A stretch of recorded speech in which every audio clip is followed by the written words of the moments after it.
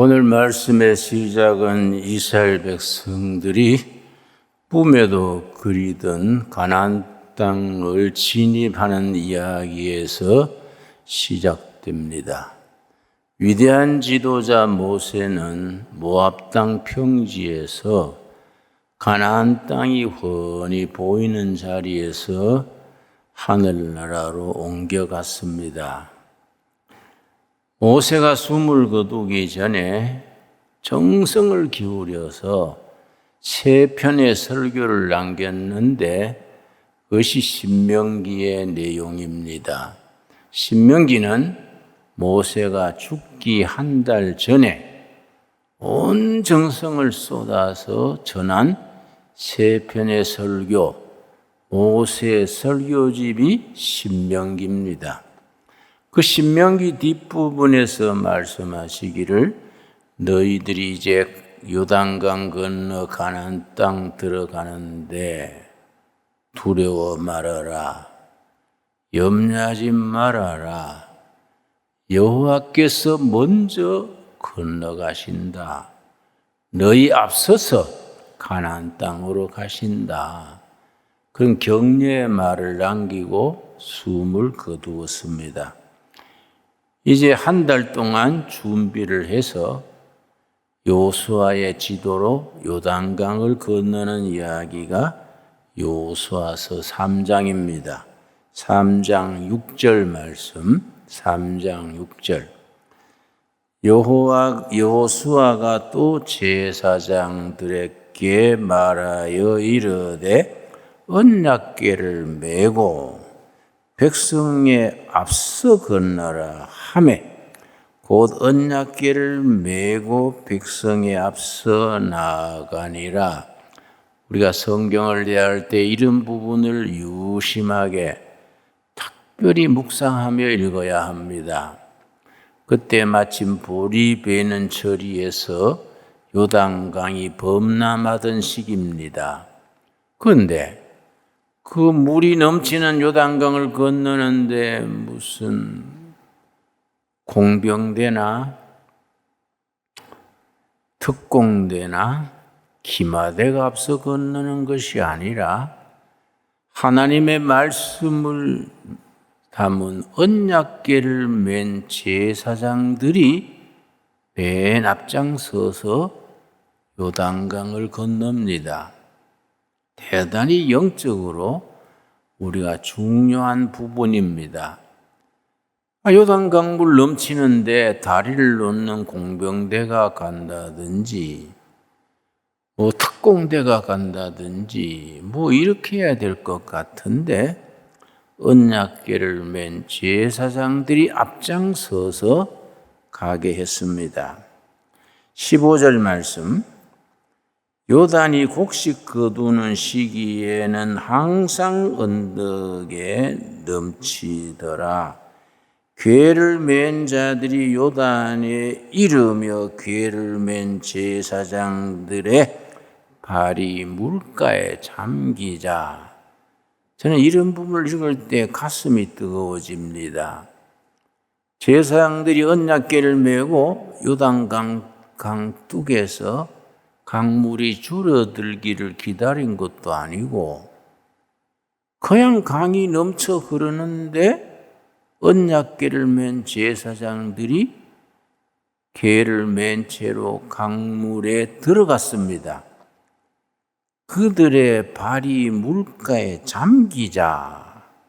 16절. 곧 위에서부터 흘러내리던 물이 그쳐서 그들은 강둑에 앉아서 강물이 줄어들기를 기다린 것이 아닙니다.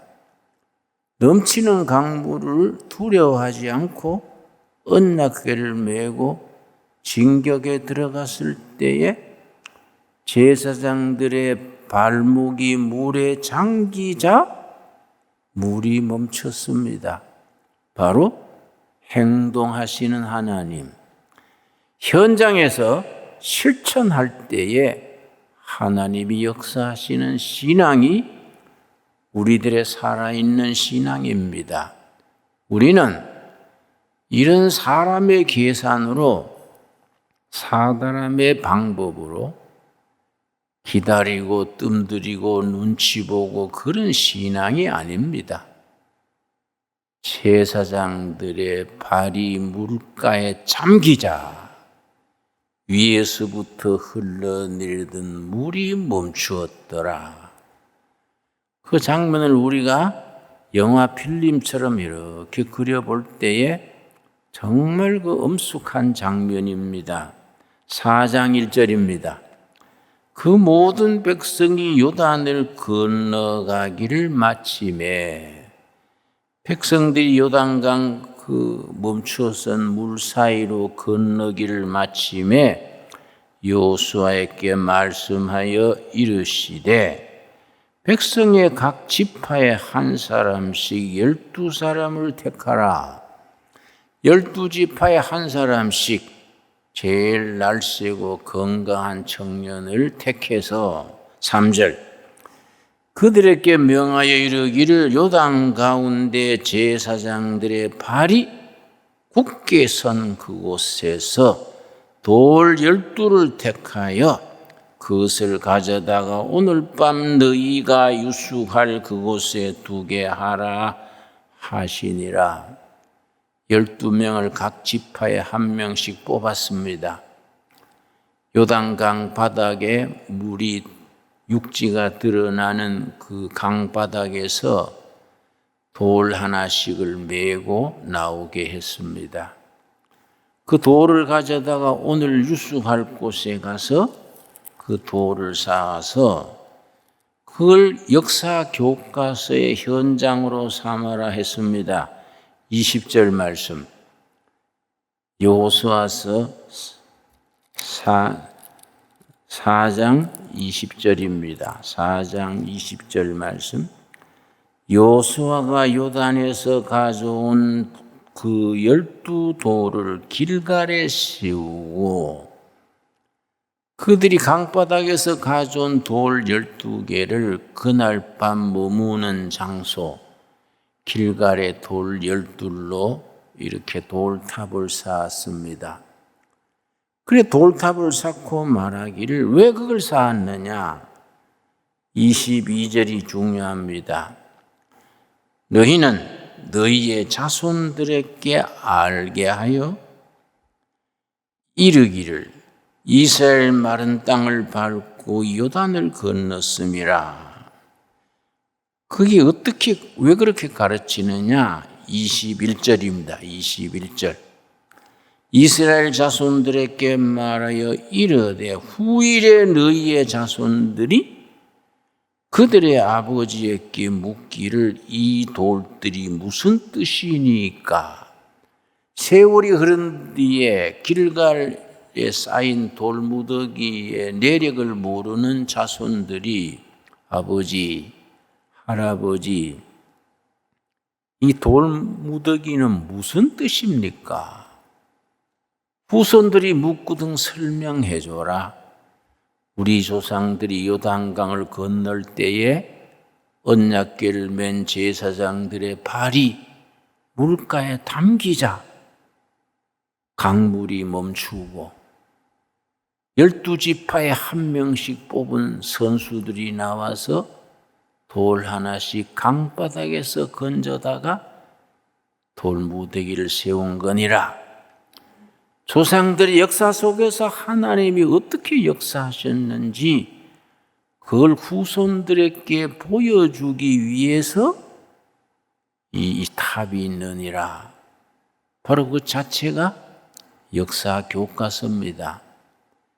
지난날의 역사를 잊어버리는 백성들은 미래의 역사가 열리지 않는다. 역사학에서 나오는 교훈입니다. 참 역사 교육이 중요합니다. 저는 유럽을 여러 번 방문할 수 있었는데 유럽은 가는 곳마다 작은 마을에도 그 마을 출신으로서 1차 대전에 나가서 전사한 사람, 2차 대전에 전사한 사람, 그 전투에서 나가서 전사한 사람들의 이름을 마을 요지에다가 딱 탑을 세우고 그 이름을 새겨놓고 항상 가스를 공급해서 불이 한시도 꺼지지 않도록 가스 불이 타오르게 해서 그 나라와 마을 백성들을 위하여 희생당한 전사자들을 기리는 시설이 반드시 있습니다. 그 사람들은 역사를 중요시하는 겁니다. 너희 할아버지, 아버지, 삼촌, 형들이 나라를 지키다가 이렇게 전사했다. 그걸 꼭 마을마다 항상 불을 태웁니다. 가스로 불을 솟아오르게 하고 그 옆에 쭉 사연을 적어놓고 이름을 적어놓습니다. 미국에도 갔더니 그렇게 해놓고 워싱턴 DC에 갔더니 한국 전선에 가서 전사한 사람 5만여 명 됩니다. 그 사람들 이름을 전부 새겨놓고 거기에 기념 공원을 만들어 놨습니다. 그걸 내가 봤습니다. 거기에 새겨놓기를 어느 곳에 있는지 모르는 사람들, 누군지도 모르는 사람들, 한 분도 만나보지 못한 사람들을 위해서 그들의 자유를 위해서 헌신한 미국의 아들들이다. 아주 감동적인 글을 새겨놨습니다. 참 그런 건 우리가 본받아야 돼요.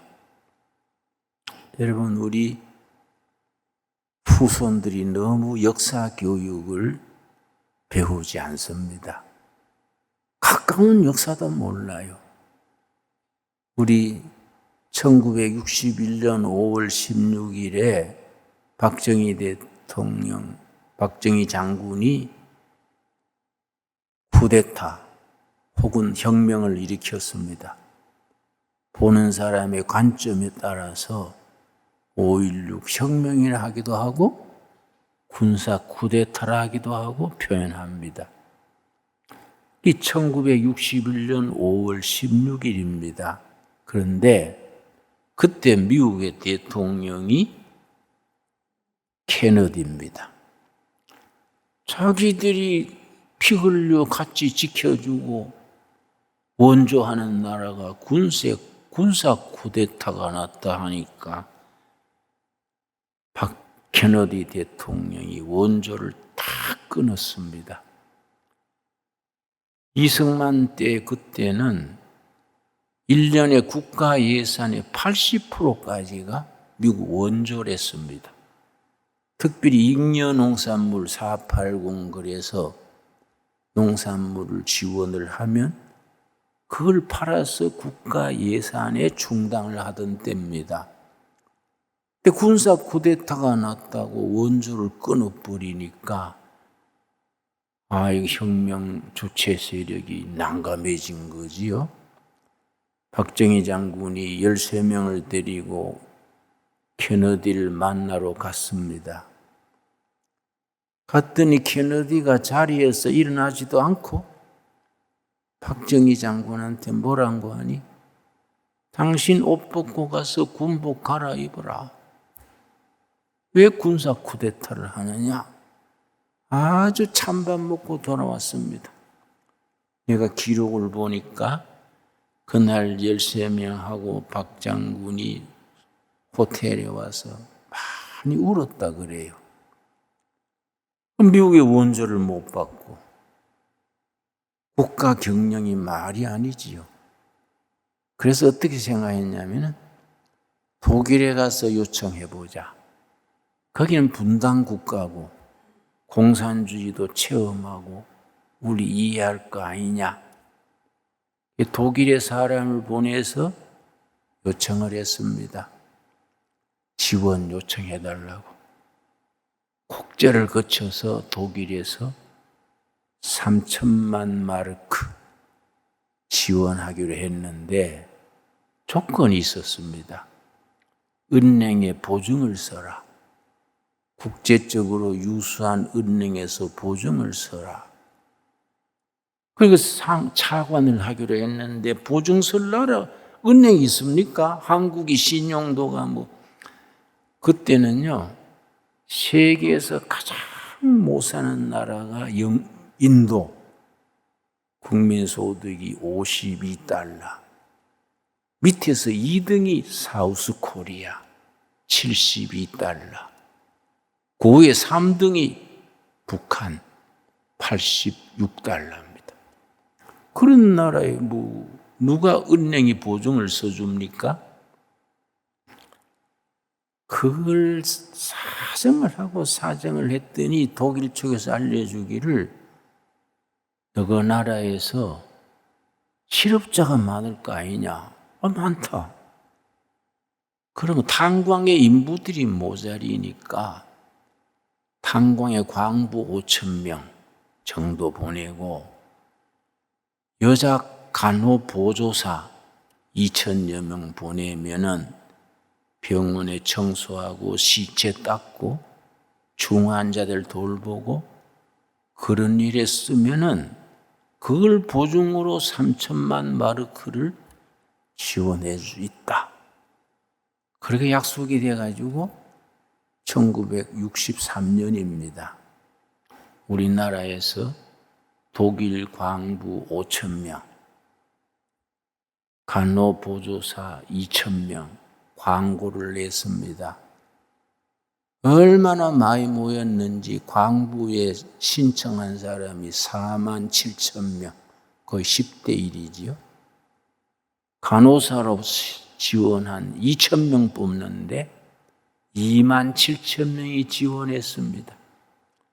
광부 뽑는데 고졸 자격으로 했는데 대학 졸업한 사람들이 엉터리 광부 자격증을 받아가지고 광산에 가서 석탄 가루를 얼굴에 뭉쳐가지고 광부 경험 있는 것처럼 해서 그래 뽑혀가지고 63년 12월 달에 광부 5,000명, 간호사 2,000명이 독일에 갔습니다. 그런데 광부들이 지하 1,000m요. 1km 밑에. 그 열기가 40도. 지하 밑 1km에 가서 석탄을 캐는데 일본 노동자, 인도 노동자, 인도네시아 노동자들이 하다가 가버렸어요. 너무 힘들어서. 거기에 한국 광부들이 들어간 겁니다. 한국 광부들이 그 지하 1km에 가서 목숨 걸고 일한 거지요. 간호사들이 얼마나 열심히 시체를 닦고 그 노인들 뒷바라지하고 똥오줌 받아주고 얼마나 정성껏 했는지. 그때 독일의 여당이 기민당입니다. 기독교 민주당. 기민당 대표가 기민당 원내 총무가 병원에 입원을 했는데 한국 간호사가 얼마나 잘 해줬는지 감동을 했어요. 야, 코리안들은 훌륭한 국민이구나. 국회의원들이 감동을 해가지고 이런 나라는 도와줘야 된다. 국회의원 15명이 연명을 해가지고 사우스 코리아를 지원해 주라. 정부에 건의했습니다. 그래서 박정희가 그동안에 장군에서 대통령이 된 때인데 1964년에 독일에 초청을 받았습니다. 그 광부들, 간호사들의 그 열성 때문에 이렇게 훌륭한 국민이 있는 나라는 도와줘야 된다. 그래서 대통령이 초청을 받아서 독일에 갔는데 갈 비행기가 있습니까? 그때는 대한항공이 프로펠러 비행기 5대 있었어요. 그 비행기가 없으니까 미국에 비행기를 전세를 냈습니다. 보름간 쓰기로 하고 5만 달러 주고 전세를 냈는데 출발하기 5일 전에 취소가 됐어요. 대통령이 알고서는 그런 군사 쿠데타하고 독재하는 나라에 비행기 빌려주고 대통령이 타게 하면 안 된다. 취소당했습니다. 타고 갈 비행기가 없는 거지요. 한국 정부에서 독일 대사한테 사정해서 무슨 길이 없겠습니까? 그때 독일 비행기 쪽에서 배려를 해줘가지고 동경에서 독일로 가는 독일 비행기 루프트한자예요. 루프트한자. 동경에서 독일로 바로 가지 말고 서울에 들렸다가 가게 해서 1등 칸은 다 비워서 대통령과 참모들이 그 비행기로 가게 했습니다. 그게 1964년 12월 달인데요. 도착하자마자 첫 번째 순서를 박정희 대통령이 뭘 잡았냐면은 여기 와 있는 광부들, 간호사들 먼저 만나야 된다. 그 다음날 광부들, 간호사들이 모여서 일하는 데를 찾아갔습니다. 넓은 광장에 이 노동자들 석탄 캐다 나왔으니 얼굴이 새카맣지요. 앞에는 간호사들이 앉고 뒤에는 얼굴이 석탄가루로 새카만 광부들이 앉았는데 대통령이 올라서니까 애국가가 나왔습니다. 전부 일어나서 애국가를 부르다가 눈물에 매여서 통곡을 하고 애국가를 부르지를 못했어요. 대통령도 눈물 흘리면서 부르고 광부들도 간호사들도 우느라고 애국가를 부르지를 못하는 겁니다. 그때 대통령이 눈물을 닦으면서 여러분의 석탄가루로 새카만 얼굴을 보니 내 가슴이 찢어지는 것 같습니다. 우리 다시 시작합시다. 우리 아들 손자 때 외국 나라 와서 탄광의 일하는 시대 없어지도록 우리 손녀들이 선진국에 와서 시체 닦아주는 그런 일 없는 나라 만드는 일에 힘을 합칩시다. 할 수 있습니다. 우리 다시 시작합시다. 그래서 대통령이 강당에서 내려와가지고 광부들하고 간호사들하고 뒤엉켜가지고 얼싸안고 울면서 다시 한번 일어섭시다. 아주 참 영화 장면 같은 그런 역사입니다. 그런 역사를 거쳐서 독일 사람들이 1억 5천만 마르크를 지원해 줬습니다. 그걸로 우리 산업화가 시작된 겁니다. 경부 고속도로 닦고 제철소 만들고 그 뒤에 한일 조약 청구권 자금에 7억 달러 받아가지고 포항 제철소 세우고 고속도로 닦고 저는 그때 젊은 나이에 운동권에 속해 있었는데 지금도 왜 후회하는 게 있습니다. 그때 우리 운동권이 고속도로 닦는 거 절대 반대했습니다. 서울 지하철 닦는 거 열심히 반대했습니다. 괜히 공화당에서 정치 자금 빼먹으려고 그거 하려한다. 청구금 7억 달러 가지고 저기들이 갈라먹으려고 고속도로 한다. 전 대통령 김대중 대통령은 고속도로 공사하는 차 앞에 들어누웠습니다. 김영삼 전 대통령도 그 앞에서 데모 규탄하고 우린 뒤에서 와 하고 나 그때 참 철 모르고 데모했는 것을 후회합니다. 박정희 대통령이 살아계시면 내가 가서 그때 내가 데모 잘못했습니다.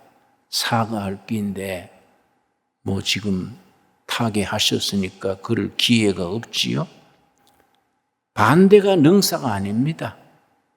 그 시대에 나라와 백성들을 생각을 해서 바른 역사를 만들어가는 일에 여야 관민이 힘을 합쳐야 됩니다. 여러분, 이스라엘 백성들은 요단강 건너면서도 강바닥에서 돌 하나씩 건져내 가지고 길갈에다가 돌무더기 쌓아놓고 후일에 너희 자손들이 이게 무슨 돌이냐 묻거든 조상들의 얘기를 들려주라. 역사 현장 교과서입니다. 여기 돌에 대한 얘기가 여호수아서에 아주 강하게 나옵니다. 마지막 장 24장입니다. 여호수아서 24장 1절 말씀. 여호수아가 이스라엘 모든 지파를 세겜에 모으고, 이걸 세겜 회의라 그럽니다. 여호수아서 23장 24장이 마지막 결론에 이르는 장입니다. 여호수아가 고별 설교하면서 이스라엘 백성들을 세겜 벌판에 다 모아놓고 전부 영적 단합대를 하는 겁니다. 하나의 민족 부흥회처럼 그런 자리가 세겜 회의입니다. 그때 14절 15절이 클라이막스입니다. 여호수아서 24장 14절 15절. 우리가 같은 신앙 고백을 가져야 합니다. 14절. 그러므로 이제는 여호와를 경외하며 온전함과 진실함으로 그를 섬기라. 너희의 조상들이 강 저쪽과 애굽에서 섬기던 신들을 치워버리고 여호와만 섬기라. 여호수아 장군이 고별 연설하면서 애굽에서 섬기던 신, 이방신, 사람이 만든 신들 다 치워버리고 살아계신 여호와만 섬기자. 그러고 15절이 결론입니다. 만일 여호와를 섬기는 것이 너희에게 좋지 않게 보이거든 너희 조상들이 강 저쪽에서 섬기던 신들이든지 또는 너희가 거주하는 땅에 있는 아모리 족속의 신들이든지 너희가 섬길 자를 택하라. 섬길 자들 오늘 택하라. 오직 나와 내 집은 여호와를 섬기겠노라. 그래서 신앙은 선택이고 신앙은 결단이라 그럽니다. 나와 내 집은 여호와를 섬기겠니라. 이스라엘 백성들아 다 선택하시오. 옛날 애굽 땅에서 섬기던 신들이든지 가나안 땅의 원주민이 섬기는 신들이든지 세상 신 섬길 사람을 택하고 나와 내 집은 살아계신 여호와만 섬기겠노라 선포했습니다. 그때 이스라엘 백성들이 뭐라 그럽니까? 16절입니다. 여호수아서의 마지막 결론 24장이 오늘 우리들에게 살아있는 대단히 중요한 본문입니다. 백성이 대답하여 이르되 우리가 결단코 여호와를 버리고 다른 신들을 섬기지 아니하노라. 여호수아 장군의 선택을 결단에 따라서 백성들이 전체가 화답합니다. 우리도 여호와만 섬기겠습니다. 그래서 25절부터가 결론입니다. 24장 25절. 여러분 성경을 읽을 때 이런 부분을 깊이 읽어야 합니다. 그날에 여호수아가 세겜에서 백성과 더불어 언약을 맺고 그들을 위하여 율례와 법도를 제정하였더라. 그 다음에 26절 27절이 다시 돌 얘기가 나옵니다. 26절 여호수아가 이 모든 말씀을 하나님의 율법책에 기록하고 큰 돌을 가져다가 거기 여호와의 성소 곁에 있는 상수리 나무 아래 세우고 모든 백성에게 이르되 보라 이 돌이 우리에게 증거가 되리니 이는 여호와께서 우리에게 하신 모든 말씀을 이 돌이 들었음이니라. 그런즉 너희가 너희의 하나님을 부인하지 못하도록 이 돌이 증거가 되리라. 참 이상한 말씀이지요? 여호수아가 큰 돌 하나 가져다가 돌이 증인이다. 오늘 우리가 여호와만 섬기겠다고 결단했는 신앙이 돌이 들었다, 돌이. 이 돌이 증인이다. 이 돌이 영원한 증인이다. 돌이 무슨 심장이 있습니까? 기가 있습니까? 뇌가 있습니까? 어떻게 그 돌이 증인이 됩니까? 이 돌이 다 들었다. 여호수아가 큰 돌을 가져다가 상수리 나무 아래에다가 세우고, 여러분, 오늘 우리가 결단했는 신앙, 선택한 신앙, 우리의 언약을 돌이 들었습니다. 돌이 증인입니다. 그 돌이 무슨 돌입니까? 신약에 가서 베드로 사도가 그 돌에 대해서 영적으로 해석을 했습니다. 베드로전서 2장입니다.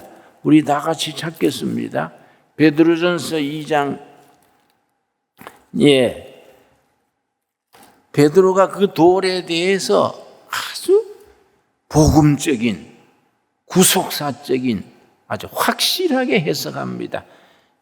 신약 성경 378페이지입니다. 베드로전서 2장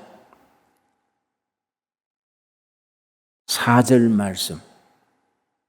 사람에게는 버림가 되었으나 하나님께는 택하심을 입은 보배로운 산돌이신 예수께 나아가. 예수님이 돌이란 겁니다. 돌은 돌인데 어떤 돌입니까? 살아있는 돌입니다. 리빙스톤. 요수아 24장에 나오는 돌은 죽은 돌입니다. 그는 죽은 돌이랬는데 여호수아가 이 돌이 증인이다, 이 돌이 증거다, 우리의 서약과 우리의 언약을 다 들었다, 이 돌이 증인이다 그랬는데, 베드로전서 2장에 베드로가 쓰기를 이 돌은 살아계신 하나님 그리스도다, 산돌이신 그리스도다.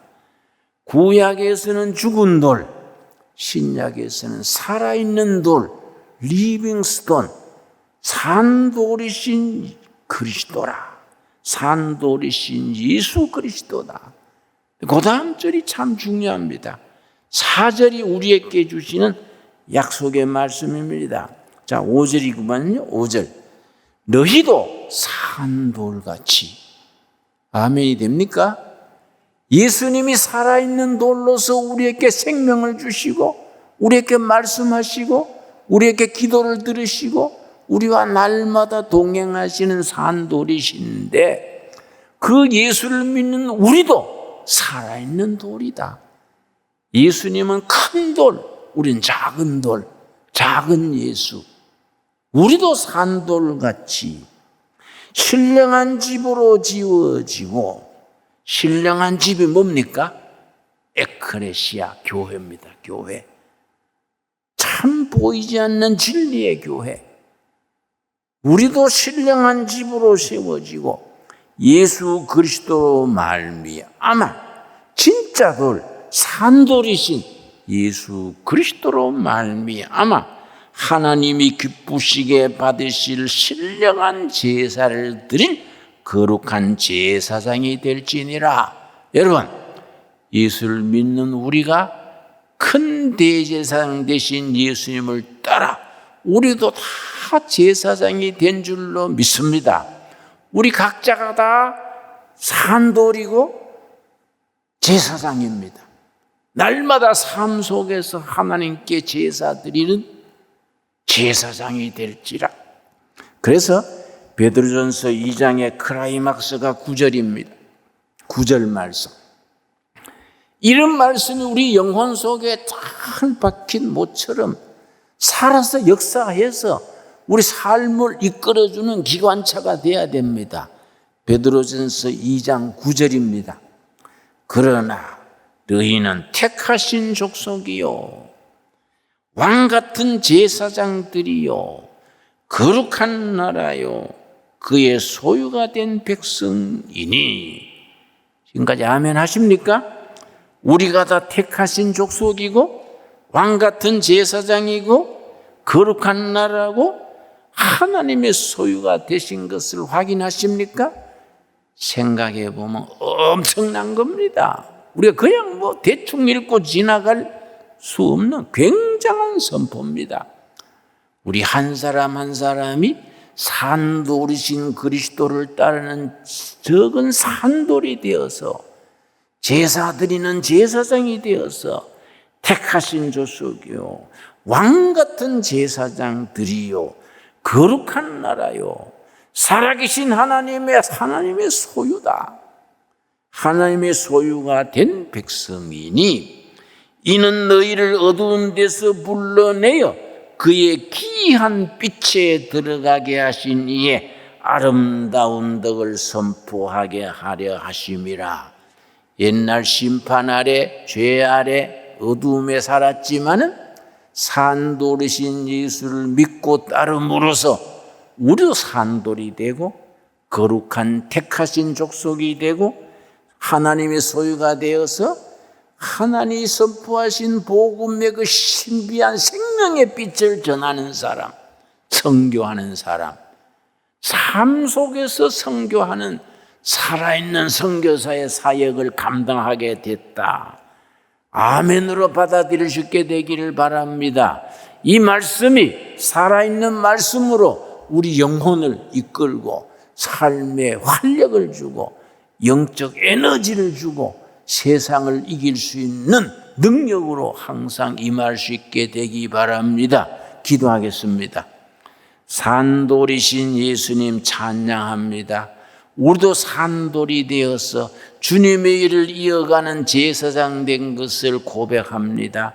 하나님의 소유가 된 것을 자랑스럽게 선포합니다. 거룩한 왕 같은 제사장 된 것을 영광으로 선포합니다.